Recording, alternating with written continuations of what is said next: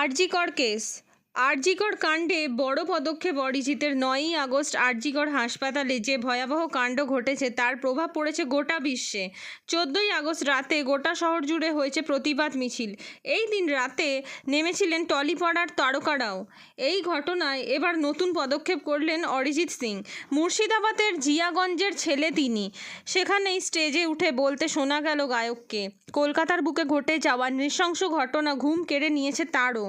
তাকে বলতে শোনা যায়, ফেসবুক টুইটার করে কিছুই হবে না, আমি এইসব ব্যাপারে আপডেট দিতে পছন্দ করি না। আজ থেকে কাজ শুরু করলাম, কে কে কাজ করছো জানিয়ে দাও, তোমরা কে কে কাজ করছো বলে দাও, তোমাদের সহযোগিতা চাই। অ্যান্টি রেপ লোগো লঞ্চ করলাম।